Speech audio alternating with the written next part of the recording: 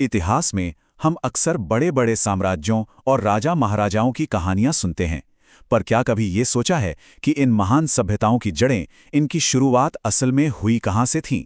आज हम इतिहास के एक ऐसे ही दौर की बात करेंगे, एक गुमनाम नायक की, जिसने आने वाले समय के लिए सब कुछ बदल दिया, और वो है ताम्रपाषाण युग। जरा सोचिए, हजारों सालों से इंसान का सबसे बड़ा, सबसे भरोसेमंद साथी रहा है पत्थर। हर काम के लिए पत्थर। और फिर अचानक एक बिल्कुल नई, एक जादुई चीज सामने आती है, धातु। तो जब ये दो दुनियाएं टकराती हैं, पत्थर की और धातु की, तो क्या होता है? ये सिर्फ एक सवाल नहीं है, यही ताम्रपाषाण युग के जन्म की कहानी है। तो ये ताम्रपाषाण युग, या अंग्रेजी में कहें तो कैल्कोलिथिक एज, आखिर है क्या? देखिए, इसका राज तो इसके नाम में ही छिपा है। ताम्र मतलब तांबा और पाषाण मतलब पत्थर। तो ये वो दौर था जब इंसान पत्थर के औजारों को छोड़ नहीं रहा था, बल्कि उनके साथ साथ पहली बार धातु यानी तांबे का इस्तेमाल भी सीख रहा था। ये एक क्रांति थी।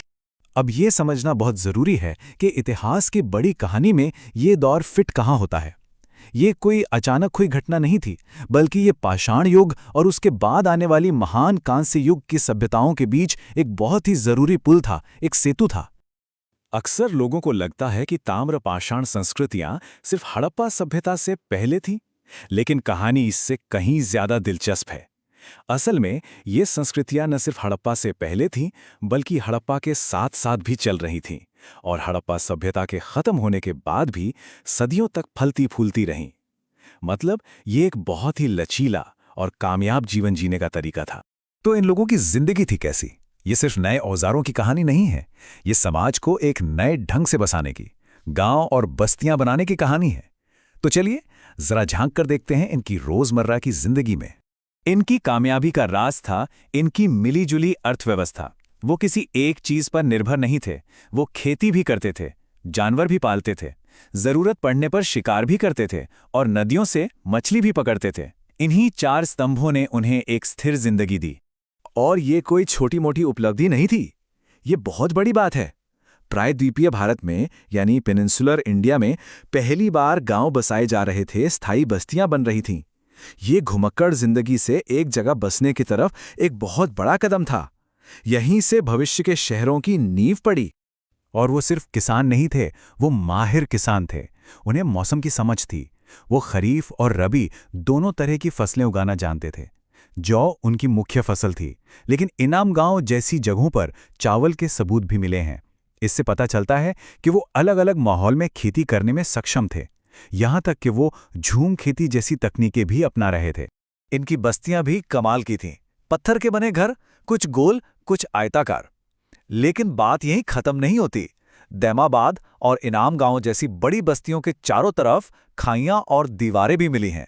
मतलब वो अपनी बस्तियों की सुरक्षा के लिए किलेबंदी भी कर रहे थे। ये शुरुआती कम्युनिटी प्लानिंग का एक बेहतरीन उदाहरण है। चलिए अब बात करते हैं इस युग के सबसे रोमांचक पहलू की, इनके इनोवेशंस और इनकी कला की। यहां हमें इनकी बुद्धि और रचनात्मकता का एक कमाल का संगम देखने को मिलता है। ये एक लाइन सुनने में बहुत छोटी लगती है, लेकिन इसका असर बहुत बड़ा है। कपास आज हमारी जिंदगी का इतना अहम हिस्सा है, और उसे सबसे पहले उगाने वाले यही लोग थे। कपड़ों से लेकर व्यापार तक इसे खोज ने दुनिया को हमेशा के लिए बदल दिया। इनकी टेक्नोलॉजी भी बड़ी दिलचस्प थी। एक तरफ उनके पास पत्थर के ब्लेड बनाने की बेहतरीन कला थी, बहुत ही स्पेशलाइज्ड। दूसरी तरफ वो तांबे का इस्तेमाल भी कर रहे थे, भले ही अभी कम मात्रा में, पर उनकी असली पहचान, उनकी सिग्नेचर चीज थी उनके खूबसूरत रंगीन मिट्टी के बर्तन। और ये बर्तन वाकई में कला का नमूना थे। पुरातत्वविद इन्हें ब्लैक एंड रेड वेयर कहते हैं। ये काले और लाल रंग के बर्तन इनकी कलात्मक पहचान बन गए। इन पर बने डिजाइन सिर्फ सजावट नहीं थे, वो शायद उनकी कहानियों, उनकी मान्यताओं को दर्शाते थे। एक बात याद रखना बहुत जरूरी है, ताम्रपाषाण युग कोई एक अकेली एक जैसी संस्कृति नहीं थी, बल्कि ये पूरे भारत में फैली अलग अलग क्षेत्रीय संस्कृतियों का एक खूबसूरत गुलदस्ता था, एक मोज़ैक था। ये टेबल देखिए, आपको इनकी विविधता का अंदाजा हो जाएगा।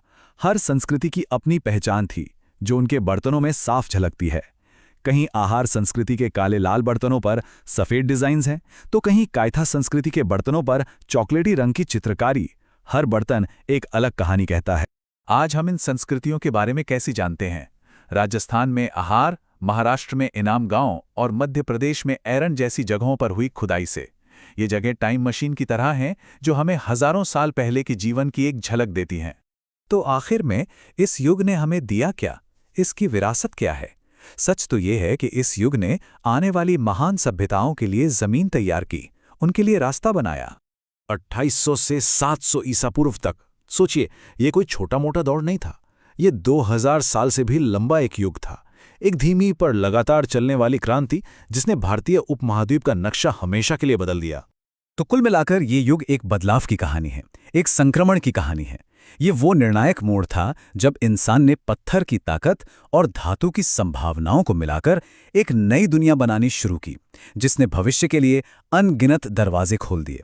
तो अगली बार जब कोई हड़प्पा या उसके बाद की महान सभ्यताओं के बारे में पढ़े तो एक पल रुककर सोचिएगा, क्या इन शुरुआती खोजकर्ताओं के बिना वो सब मुमकिन था? वो लोग जिन्होंने पहली बार गांव बसाए, खेती को नई ऊंचाइयों पर पहुंचाया और पहली बार धातु को साधा, उन्होंने ही तो भविष्य की नींव रखी थी। ये सवाल हमें इतिहास के इन गुमनाम नायकों के असली महत्व की याद दिलाता है।